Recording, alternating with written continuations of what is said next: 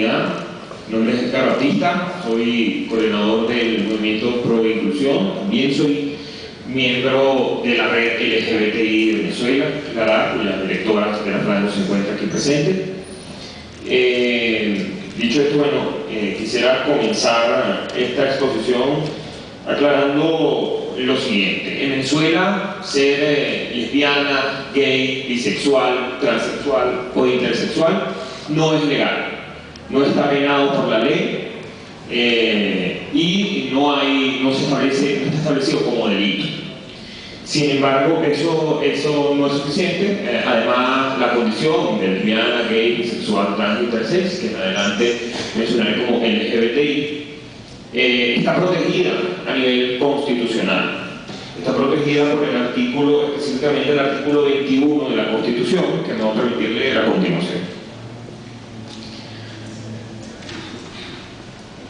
Todas las personas son iguales ante la ley. En consecuencia, no se permitirán discriminaciones fundadas en la raza, el sexo, el credo, la condición social o aquellas que, en general, tengan por objeto o por resultado anular o menoscabar el reconocimiento, goce o ejercicio en condiciones de igualdad de los derechos y libertades de toda persona.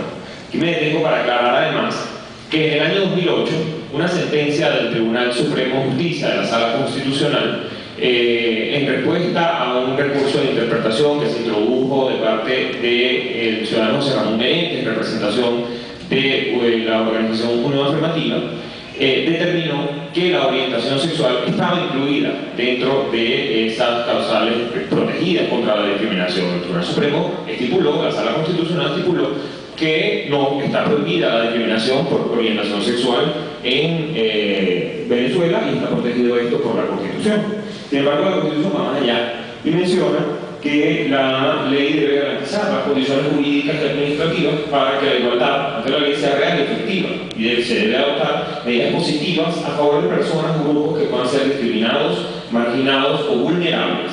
Protegerá especialmente a aquellas personas que por alguna de las condiciones antes especificadas se encuentran en circunstancias de debilidad manifiesta y sancionará los abusos o maltratos que contra ellas se cometan. Esto además implica, además la protección constitucional implica una protección que se brinda en términos de los pactos y los tratados internacionales suscritos por Venezuela, que tienen rango constitucional, además, según esta Constitución. En esos pactos y en esos tratados, además se han hecho evaluaciones a Venezuela sobre el tema de los derechos humanos, específicamente sobre el tema de los derechos LGBTI. Se han hecho una serie de recomendaciones que más adelante voy a mencionar, que son vinculantes para Venezuela, e incluso las resoluciones, por ejemplo, las resoluciones específicas sobre el tema de orientación sexual y identidad de género, como las emitidas por la Organización de Naciones Unidas en 2011, en 2014, y la más reciente, por cierto, que hemos celebrado en 2016, referida al nombramiento de un experto independiente para el tema específico de los derechos de las personas LGBT. Todas estas resoluciones han sido firmadas por Venezuela, todos los pactos y los tratados han sido firmados por Venezuela. Sin embargo, esta situación, este marco de protección que está establecido, estas obligaciones que están establecidas en la ley y en los tratados internacionales, no tienen una correlación con la situación legal y con los hechos. Y en ese sentido, pues hay que decir que en Venezuela apenas está reconocido en la ley la protección contra la discriminación.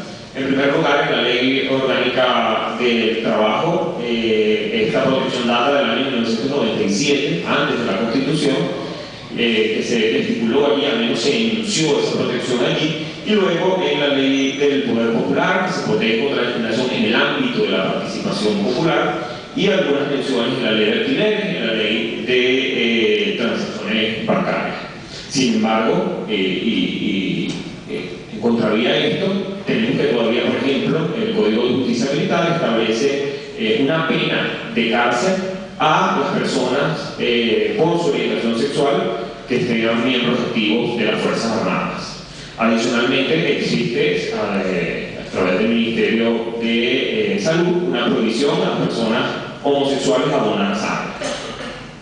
Sin embargo, además de esto, que es lo que hay, tenemos por otro lado lo que no hay. Lo que no hay es que no tenemos ningún otro tipo de protección adicional a lo que yo he mencionado aquí.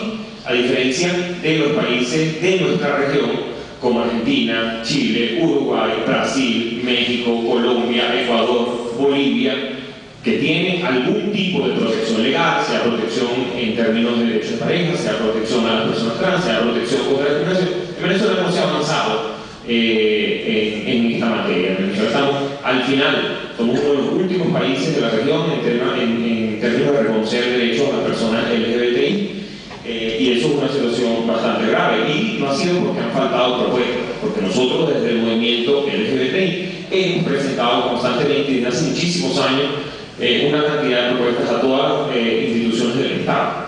Y voy a permitirme hacer un pequeño recuento de esas propuestas. Comenzamos en el año 1999, en el marco de la discusión de la Asamblea Nacional Constituyente. Se presentaron propuestas en el sentido de ampliar la protección a las personas LGBT, en el sentido de reconocer derechos de pareja, y no fueron tomadas en cuenta. Luego, en el año 2003, se presentó el movimiento revolucionario, presentó una propuesta de ley de minorías que no fue considerada en aquel momento, luego fue reiterada en el año 2005 y tuvo la misma suerte. En el año 2004, la hoy diputada Tamara Leán introdujo un recurso de amparo para que se reconozca su derecho a la identidad, y ese recurso desde el año 2004 apenas fue admitido este año, 12 años después, admitido, y aún todavía sigue sin respuesta. En el año 2007, en el marco de la reforma constitucional, se introdujeron a través de las propuestas de la Asamblea Nacional una cantidad de propuestas relativas al reconocimiento de derechos de las personas LGBT. Como sabemos, no fueron tomadas en cuenta tampoco. En el año 2008 se dio la sentencia a la que hice mención previamente, se dio el fallo del Tribunal Supremo. La solicitud se dio en el año 2004. Ese fallo fue un fallo que nosotros calificamos de ambiguo, porque a diferencia de los fallos y las sentencias que se han emitido en las cortes de México, de Brasil o de Colombia, o incluso Estados Unidos, en el caso venezolano, el Tribunal Supremo reconoció la no discriminación, efectivamente, pero dijo que si bien no estaba prohibido ni se condenaba el reconocimiento de parejas del mismo sexo a nivel constitucional, pues no le tocaba al TCJ reconocerlo, cosa que se hicieron los demás, y decidió no dar respuesta a esa solicitud. Igualmente, luego pasó con la Ley de Igualdad y Equidad de Género en el año 2009, donde se eliminaron las propuestas que presentaron. En el 2011 incluimos una agenda de la red LGBTI de Venezuela en la asamblea que se acaba de instalar, tampoco fue tomada en cuenta, y más recientemente, en el año 2014, se introdujeron 20.000 firmas por iniciativa popular para que se discutiera una propuesta de ley de matrimonio igualitario, y tampoco obtuvimos respuesta, violando flagrantemente la Constitución. Luego de esto, hay que decir que la situación no se limita al tema legal, sino que además hemos visto cómo hemos experimentado una acción víctima de lo que nosotros llamamos homofobia de Estado. La homofobia de Estado es por acción y por omisión. En primer lugar, por omisión, pues bueno, tenemos, además de las ya mencionadas en términos legales, tenemos por ejemplo que la Defensoría del Pueblo, y lamento que el defensor no se encuentre aquí presente, la Defensoría del Pueblo se ha comprometido con nombrar un defensor especial para el tema LGBT desde hace muchísimos años y nunca lo ha logrado. Nosotros estamos esperando por el nombramiento de ese defensor, y nunca ha sido así, y han manifestado que tienen conocimiento de al menos 40% de los casos que reciben tienen que ver con discriminación, y nosotros tenemos información, existen informes, existen cifras al respecto. Y finalmente, sí, ha cubierto su tiempo, por favor.